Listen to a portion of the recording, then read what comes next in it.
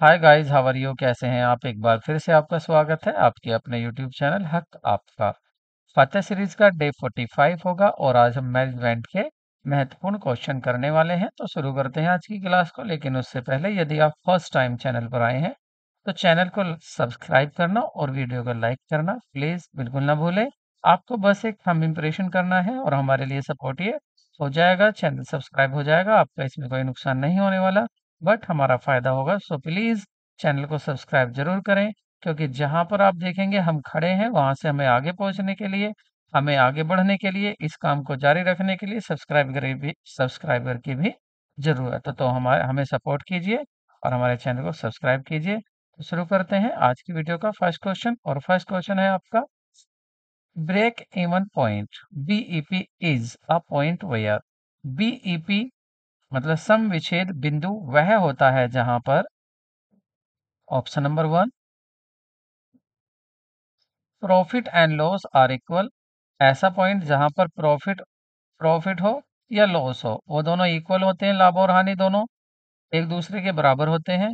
या ऐसा पॉइंट जहां पर न लाभ होता है ना हानि होती है, या लाभ हानि से अधिक हो जाता है, उस पॉइंट को कहते हैं, या हानि लाभ से अधिक हो जाती है, उस पॉइंट को कहते हैं। तो सही ऑप्शन होगा आपका बी। मतलब ये एक ऐसा पॉइंट होता है जहां पर जो लाभ ना लाभ होता है ना हानि होती है। इट मीन्स, इसको कह सकते हैं हम कि यह यहाँ पर क्या होता है कि जो कुल लागत आती है, जो कुल लागत मतलब टोटल जो कॉस्ट होती है, वो टोटल कॉस्ट किसके बराबर हो जाती है?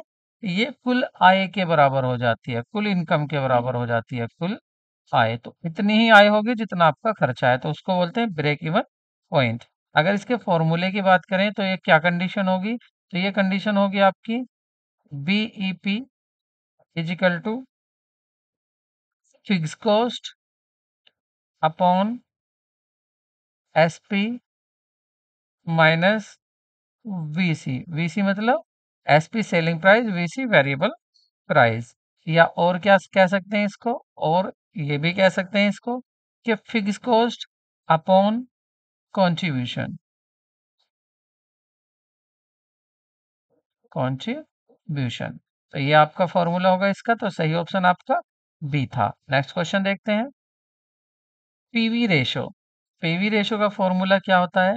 S minus V upon S, S minus V upon S into F, S minus V upon S into 100, या प्रॉफिट अपॉन सेल्स अपॉन 100। तो सही ऑप्शन होगा आपका C, S V, S V minus S into 100। ठीक है, जब आप variable cost को सेल्स में से कम कर देते हैं और नीचे सेल्स रखते हैं, इंटू 100 की मल्टीप्लाई करते हैं, तो आपका आ जाता है वेरिएबल पीवी रेशो आ जाता है। तो सही फॉर्मूला क्या होगा आपका? ऑप्शन सी करेक्ट होगा। ठीक है, नेक्स्ट क्वेश्चन देखते हैं,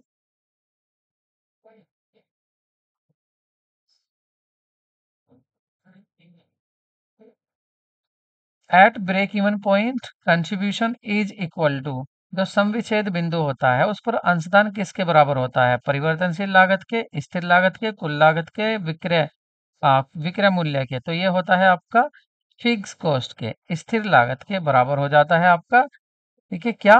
अंशदान, कंट्रीब्यूशन। तो कंट्रीब्यूशन की बात कर रहे हैं, किसकी?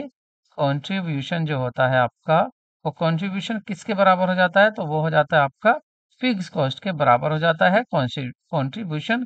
तब आपका ब्रेक इवन पॉइंट होता है वह कंडीशन। नेक्स्ट क्वेश्चन देखते हैं, कंट्रीब्यूशन इज, जो अंशदान होता है, क्या होता है? जो अंशदान या दत्तांश होता है, तो वो आपका किसके बराबर होता है? Sales minus purchase, sales minus variable expenses, या वेरिएबल एक्सपेंस मतलब वेरिएबल कॉस्ट भी कह सकते हैं, या सेल्स माइनस फिक्स एक्सपेंसेस, या आपका इनमें से कोई नहीं। तो सही ऑप्शन होगा आपका सेल्स माइनस वेरिएबल एक्सपेंसेस, विक्रय माइनस परिवर्तनशील लागत को हम कंट्रीब्यूशन कहते हैं। नेक्स्ट क्वेश्चन देखते हैं,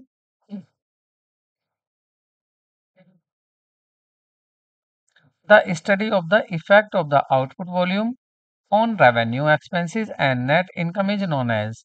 निर्गत मात्रा का राजस्व, व्यय तथा शुद्ध आय पर प्रभाव का अध्ययन कहलाता है।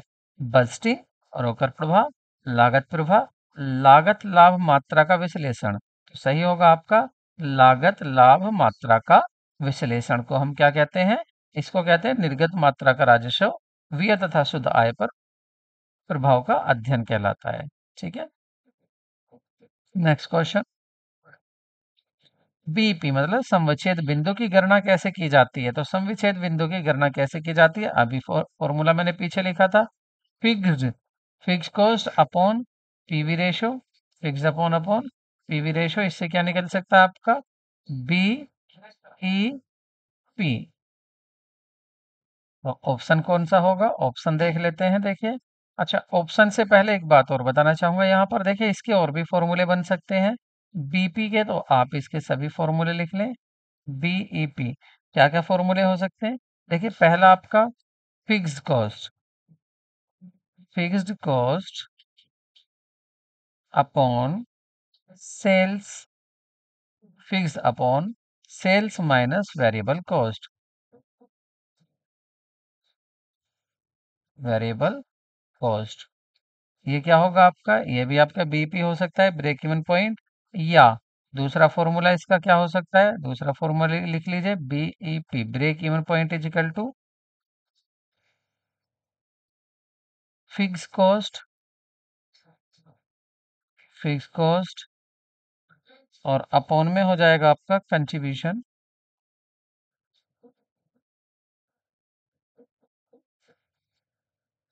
अपॉन में हो जाएगा contribution margin, margin, contribution margin. और क्या फॉर्मूला हो सकता है बीईपी का?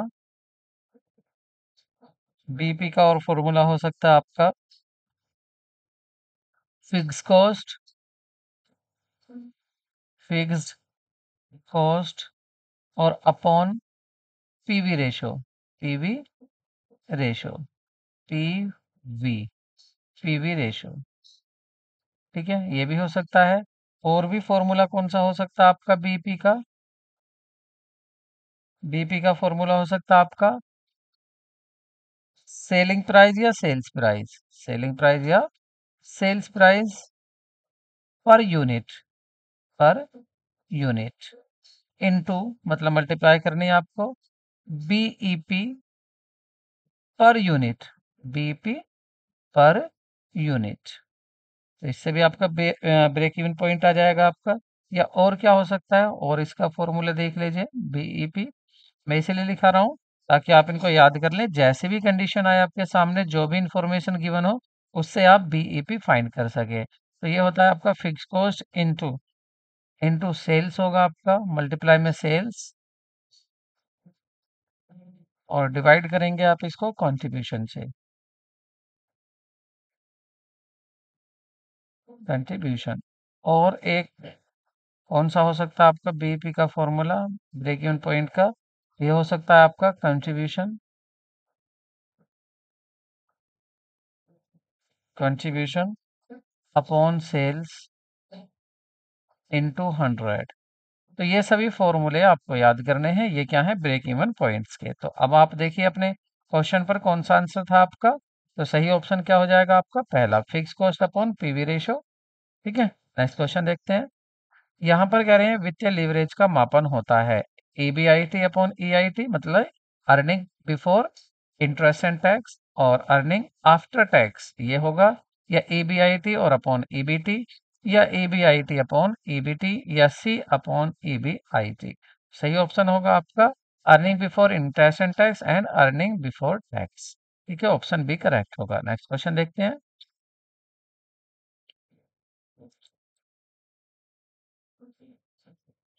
लाभ मात्रा अनुपात में सुधार निम्नलिखित के द्वारा किया जा सकता है। किसके द्वारा सुधार किया जा सकता है? बिक्री की कीमत में वृद्धि करने से। किसमें सुधार करना है? लाभ मात्रा अनुपात में। तो बिक्री की कीमत में वृद्धि से होगा, बिक्री की मिश्रण को बदलना होगा, या परिवर्तन की लागत को कम करना होगा, या आपका ऑल ऑफ द अबव, उपयुक्त में से सभी। तो सही आंसर होगा आपका उपयुक्त में से सभी। ठीक है, नेक्स्ट क्वेश्चन देखते हैं। ये होगा उपयुक्त में से सभी। नेक्स्ट क्वेश्चन देखते हैं। फर्म की ऋण क्षमता के निर्णय हेतु सर्वाधिक उपयुक्त व्याप्ति कवरेज अनुपात है। तो सबसे अधिक कौन सा, सबसे अधिक उपयुक्त कौन सा अनुपात होगा? इसके लिए फर्म की क्या देखनी है? ऋण क्षमता। मतलब कैपेसिटी देखनी है, डेप्थ कैपेसिटी देखनी है, तो इसके लिए ब्याज व्याप्ति अनुपात होगा, नकदी प्रवाह होगा, ऋण सेवा व्याप्ति अनुपात होगा, आ, स्थिर परिसंपत्ति व्याप्ति अनुपात होगा। तो सही ऑप्शन होगा आपका B, cost flow average ratio होगा। ठीक है, नेक्स्ट क्वेश्चन देखते हैं। परिवर्तनशील लागत में वृद्धि का क्या प्रभाव पड़ता है? तो परिवर्तनशील लागत में वृद्धि का प्रभाव पड़ता है कि यह अंशदान को घटा देता है, या आपका यह लाभ की मात्रा अनुपात को बढ़ा देता है, या यह लाभ को बढ़ा देती है, या उपयुक्त में से कोई नहीं। तो इससे होता है आपका कि अंशदान को घटा देता है। ठीक है, नेक्स्ट क्वेश्चन देखते हैं। किसी व्यापारिक संस्था को शीघ्र अतिशीघ्र निम्नलिखित में से किसे प्राप्त करना चाहिए? तो अधिक से अधिक जल्दी से जल्दी किसको प्राप्त करना चाहिए? निर्धारित बिक्री को, संविच्छेद बिंदु को, विनियोग पर लाभ को, या बाजार हिस्से को। तो सबसे अधिक जल्दी से जल्दी ब्रेक इवन पॉइंट को करना चाहिए, मतलब इतना तो जरूर कमाना चाहिए कि कुल लागत आपकी कुल आय के बराबर हो जाए। ये कंडीशन तो जल्दी से जल्दी लानी चाहिए, तो ऑप्शन बी करेक्ट होगा। नेक्स्ट क्वेश्चन देखते हैं। व्हेन फिक्स कॉस्ट है आपकी 10,000, प्रॉफिट वॉल्यूम है आपका ratio 20%, then break even point is. तो ब्रेक इवन पॉइंट क्या होगा? तो इसके लिए मैंने फॉर्मूला आपको बताया था, आप देखिए वही दोबारा से यूज वही करेंगे हम। पूछा क्या है हमसे? सम विच्छेद बिंदु मतलब ब्रेक इवन पॉइंट। और यहाँ पर आपको क्या दिया हुआ है? देखिए जैसी कंडीशन आप ऐसे काम करेंगे। देखिए फिक्स कॉस्ट दिया हुआ है, और क्या दिया हुआ आपको? पीवी रेशो दिया हुआ है। तो आप वही वाला फॉर्मूला लगाइए जिसमें fix cost fix cost upon PV आपका पी अपॉन वी रेशियो होता है, उसी को आप अप्लाई करेंगे। तो यहाँ पर आपको क्या गिवन है? यहाँ आपको फिक्स कॉस्ट है 10,000 अपॉन, और ये दिया हुआ है आपको 20% में दिया हुआ है, होना चाहिए किसमें? ये रेशियो में। तो आप क्या करेंगे? 10,000 लिखेंगे, और अपॉन परसेंट हटाने के लिए आप क्या करेंगे? अपॉन में 100, और 100 को रेसिप्रोकल कर देंगे तो आपका आंसर क्या आ जाएगा? जब इनकी मल्टीप्लाई करेंगे तो 100 अपॉन 20। ठीक है, इसे डिवाइड कर देंगे। 25 5 की मल्टीप्लाई करेंगे तो 10 5 50 तो ये आ जाएगा आपका 50,000। तो ब्रेक इवन पॉइंट होगा आपका 50,000। इसका मतलब ऑप्शन सी करेक्ट होगा। नेक्स्ट क्वेश्चन देखते हैं। देखिए मैंने कहा ना, जो भी आपके मैंने 6 फॉर्मूले लिखाए थे, जो भी कंडीशन आपको अप्लाई हो उसी को अप्लाई कर दें ब्रेक इवन पॉइंट के लिए। सम विच्छेद बिंदु, तो यहाँ पर कह रहा है सम विच्छेद बिंदु में y अक्ष दर्शाता है। तो y अक्ष जो होता है इस समविच्छेद बिंदु में y अक्ष क्या दर्शाता है? यहाँ पर देखिए y अक्ष की बात क्या कर रहे हैं। देखिए इसके लिए मैं एक स्लाइड ले लेता हूँ और देखते हैं ये किसकी बात कर रहे हैं। देखिए ये बात कर रहे हैं, देखिए ये होता है आपका y अक्ष, ये होता है आपका x एक्स। ये x एक्सिस होता है और ये y एक्सिस होता है। इस पर हम दिखाते हैं सेल्स। क्या दिखाते हैं? Sales and cost. क्या दिखाते हैं? Sale and cost. ठीक है, और अगर हम बनाए तो यहाँ पर हमारी अगर फिक्स कॉस्ट तो सीधी होगी। ठीक है, फिक्स कॉस्ट क्या होगी हमारी? बिल्कुल सीधी होती है फिक्स कॉस्ट। और हमारी जो वेरिएबल कॉस्ट होती है, जैसे जैसे प्रोडक्शन होता जाता है तो ये कॉस्ट क्या होती है? थोड़ी थोड़ी सी बढ़ती चली जाती है। ठीक है, और आपका प्रोडक्शन को कौन सी लाइन दिखाती है हमारी? तो ये हो जाएगी हमारी कौन सी cost? Variable cost. Variable cost हो जाएगी। और हमारा जो प्रोडक्शन होगा या तो जीरो होगा, और यहाँ से हमारा जो प्रोडक्शन होगा वो या प्रॉफिट बढ़ता, जैसे प्रोडक्शन बढ़ेगा तो हमारा प्रॉफिट भी बढ़ेगा, तो ये हो जाएगा हमारा प्रॉफिट होता है। तो इस तरह से जैसे आप यहाँ जीरो प्रोडक्शन कर रहे थे, यहाँ 5,000 कर रहे हैं, यहाँ पर आप 1,000 कर रहे हैं प्रोडक्शन, यहाँ पर आप 1,500 प्रोडक्शन कर रहे हैं यूनिट का, और यहाँ 2,000 यूनिट का प्रोडक्शन कर रहे हैं। तो ये इस एक्स की बात कर रहे थे। तो देखिए इसमें अब आपसे पूछा क्या था कि वाई एक्सिस आपकी क्या दिखाती है? तो वाई एक्सिस क्या दिखा रही है आपकी? कॉस्ट एंड सेल को दिखा रही है, जो कि आपकी रुपीज में होनी चाहिए। ये रहा ना, ये दिखा रही है कि आपकी कॉस्ट और सेल को हम यहाँ दिखाते हैं वाई एक्सिस पर। तो इसी वाई एक्सिस की ये बात कर रहा था, तो ऑप्शन क्या होगा आपका? सी करेक्ट होगा। नेक्स्ट क्वेश्चन देखते हैं। जब स्थिर लागत आपकी, स्थिर लागत मतलब फिक्स कॉस्ट 7,000 रुपये है, और लाभ हुआ है आपका 3,000 रुपये, और बिक्री हुई है आपकी 50,000 रुपये, तो लाभ मात्रा अनुपात क्या होगा? अब आपसे क्या पूछा है? अब आपसे पूछा है पीवी रेशो। क्या पूछ रहे हैं आपसे? पीवी रेशो आपसे पूछ रहे हैं। ठीक है, यहाँ पर आपसे क्या पूछ रहे हैं? पीवी रेशो पूछा गया है। पीवी रेशो के लिए आप क्या करेंगे? देखिए आपको गिवन है फिक्स कॉस्ट भी गिवन है आपको और प्रॉफिट भी और सेल भी। तो आप कौन सा फॉर्मूला लगा देंगे? आप फॉर्मूला अप्लाई करेंगे पीवी रेशो का, fix cost plus profit upon sales. PV ratio के भी ये कितने फॉर्मूले बन जाते हैं अकॉर्डिंग टू सिचुएशन, आप इनको भी याद कर लें। तो ये कितनी दी है आपकी फिक्स कॉस्ट दी है आपकी कितनी? फिक्स कॉस्ट है आपकी 7,000 और लाभ आपका 3,000, मतलब टोटल ऊपर हो गया 10,000। 7 और 3 10,000 अपॉन सेल्स देखें तो सेल्स कितनी दी है 50,000, 50,000 आपकी सेल दी हुई है और इंटू 100, ठीक है, इंटू 100। 10,000 से इसको डिवाइड करेंगे 5 आएगा, 5 से इसको डिवाइड करेंगे तो 20 आ जाएगा। तो ये आंसर क्या आ जाएगा आपका 20%। ये क्वेश्चन आपका पिछले क्वेश्चन से ही बना हुआ है, लेकिन ये आयोग ने पूछा हुआ है आपका पीजीटी में, और ये पूछा हुआ है आपका पीजीटी पीजीटी 2011 में ये क्वेश्चन पूछा जा चुका है, ठीक है। और ये मैंने दो क्वेश्चन कराए थे, उसमें क्या था, उसमें आपको 50,000 पूछा था और बाकी सब दिया हुआ था। नेक्स्ट क्वेश्चन देखते हैं। तो ऑप्शन आपका सी हो गया था। नेक्स्ट क्वेश्चन देखते हैं। समविच्छेद बिंदु है जिस पर, तो ये तो अभी बताया था, अब आप इसको बता सकते हैं ना आसानी से। तो ये एक ऐसा बिंदु है जहां पर कुल आगम मतलब इनकम कुल लागत के बराबर होगी, सही कह रहे हैं। अंशदान कुल स्थायी लागत के बराबर होगा। कंट्रीब्यूशन की बात करें तो कंट्रीब्यूशन किसके बराबर होता है? फिक्स कॉस्ट के बराबर होता है। और ये एक ऐसा पॉइंट होता है जहां पर ना लाभ होता है ना हानि होती है। तो ना यहाँ पर लाभ होगा ना हानि होगी, क्योंकि आपकी कुल आगम कुल लागत के बराबर आएगी। तो इसका मतलब इसमें सही आंसर डी होगा कि ये सभी सही हैं ऊपर जो बात कही गई है। ठीक है, नेक्स्ट क्वेश्चन देखते हैं। लागत मात्रा लाभ विश्लेषण निम्नलिखित में से किस मान्यता पर आधारित नहीं है? इसमें पूछा है किस मान्यता पर लाभ आधारित नहीं है। उत्पादकों का विक्रय मिश्रण स्थिर रहता है, सही है, इस पर तो आधारित होता है। स्टॉक की मात्रा वर्ष में परिवर्तनशील होती है, ये गलत है, तो इस पर आधारित नहीं होता, ऑप्शन ये होगा। आगे देख लेते हैं। आय एवं लागत निर्धारित सीमा में रैखिक है, ये तो सही है। माल का मूल्य व मजदूरी अपरिवर्तनीय है, ये भी सही है। आपका ऑप्शन बी सही होगा। ठीक है, क्या पूछ रहे हैं कि लागत लाभ विश्लेषण मात्रा लाभ विश्लेषण इसमें से कौन सी मात्रा मान्यता पर आधारित नहीं है? तो इस मान्यता पर आधारित नहीं होता है। नेक्स्ट क्वेश्चन देखते हैं। सुरक्षा सीमा को बढ़ाया जा सकता है, यहाँ बात हो रही है सुरक्षा सीमा की। तो सुरक्षा सीमा को बढ़ाया जा सकता है स्थिर लागत में कमी करके, विक्रय मूल्य बढ़ाकर, या परिवर्तनशील लागत में कमी करके, या इनमें से सभी। तो सभी से हो सकता है आपका, या तो आप स्थायी लागत में कमी कर दो, या विक्रय मूल्य बढ़ा दो, या परिवर्तनशील लागत जो है उनको कम कर दो। तो आपकी जो सेफ्टी मार्जिन है उसमें वृद्धि हो सकती है। नेक्स्ट क्वेश्चन देखते हैं। लागत मात्रा लाभ विश्लेषण शुद्ध लाभ के प्रभाव का विवरण है जिस पर प्रस्तुत नहीं करता।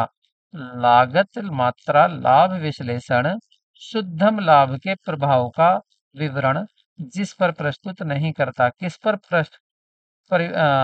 प्रस्तुत नहीं करता? विक्रय मूल्य पर परिवर्तन में करता है, परिवर्तनशील लागत में परिवर्तन पर करता है, अंशदान में परिवर्तन करता है, स्थायी लागत में नहीं, स्थायी लागत में परिवर्तन नहीं होता करता है, तो इसका ऑप्शन डी होगा। नेक्स्ट क्वेश्चन देखते हैं। कंपनी की पंजीयन कार्यालय का एक राज्य से दूसरे राज्य को स्थानांतरण प्रभावी हो सकता है। देखिए, दो राज्य हैं आपके, जैसे आप रह रहे हैं, आप रह रहे हैं, आप आपको मान लेते हैं कि आप रह रहे हैं हरियाणा में, और यहाँ से कंपनी को आप बिहार में ट्रांसफर कर देते हैं। तो इसकी यहाँ पर ये बात हो रही है, एक राज्य से दूसरे राज्य में आप अपने कार्यालय को, ऑफिस को ले जा रहे हैं, कंपनी के ऑफिस को। तो संचालन मंडल का प्रस्ताव के द्वारा, अगर संचालन मंडल प्रस्ताव कर दें, अगर संचालन मंडल प्रस्ताव पास कर दें, तो क्या आप एक राज्य से दूसरे राज्य ले जा सकते हैं ऑफिस को और कुछ नहीं करना पड़ेगा? नहीं, ऐसा नहीं है। या कंपनी की एक साधारण सभा कर लीजिए, जनरल मीटिंग कर लीजिए, उसमें प्रस्ताव पास कर दीजिए, रिजुलेशन कर दीजिए तो तब कर सकते हैं? नहीं।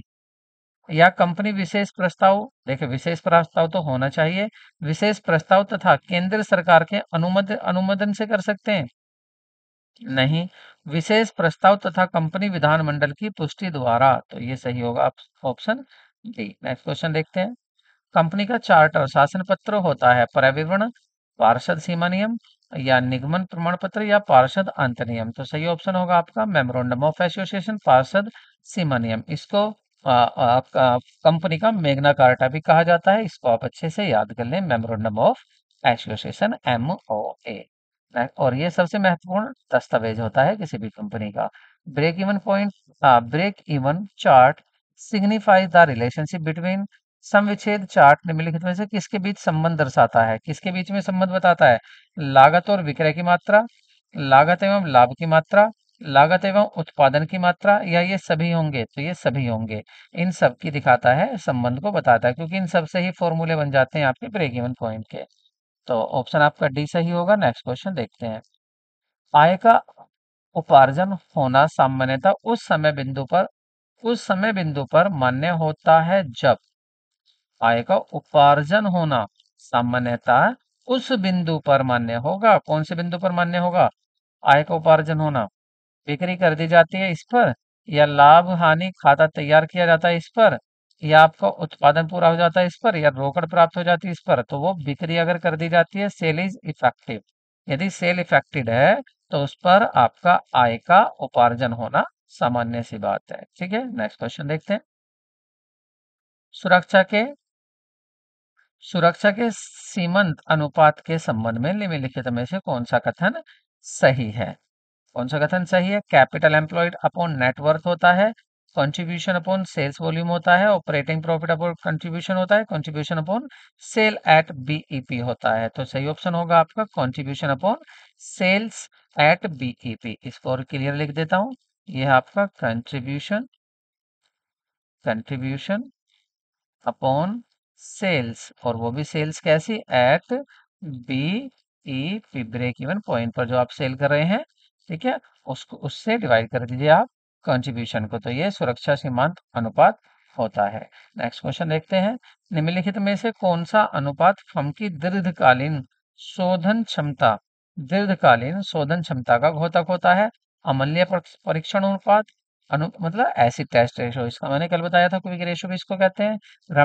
ऋण समता पूंजी अनुपात, समय अर्जित अनुपात, या इनमें से कोई नहीं। तो ये होता है आपका डेब्ट टू इक्विटी रेशो। यही आपकी सोलवेंसी दिखाता है, वो भी कौन सी? लॉन्ग टर्म सोलवेंसी, कि आप अपने कितने समर्थ हैं अपने डेब्ट को, अपने कर्जे को वापस करने में। नेक्स्ट क्वेश्चन देखते हैं। सीमांत सुरक्षा से संबंधित है। Marginal safety is associated with लाभ लाभ परिमाण अनुपात अपॉन लाभ, या बिक्री लाभ परिमाण अनुपात, या बिक्री अपॉन लाभ, या लाभ परिणाम अनुपात, किससे या इनमें से कोई नहीं। तो सही ऑप्शन होगा आपका C, sales upon profit volume ratio. क्या होता है? Sales upon profit volume ratio. ठीक है, तो यहाँ पर आज की वीडियो पूरी होती है। वीडियो कैसी लगी कमेंट में आप जरूर बताएं। आप जो कमेंट करते हैं तो उससे हम मोटिवेटेड होते हैं, और ऐसा ही मटेरियल हम आपके लिए इकट्ठा करते हैं। आप अगर हमारे प्रीवियस सीरीज भी देखेंगे तो उसमें आप देखेंगे कितने महत्वपूर्ण हमने क्वेश्चन आपके लिए लेकर आए थे, और प्रीवियस क्वेश्चन में आए हुए भी थे। तो मिलते हैं नेक्स्ट वीडियो में। Take care, bye bye.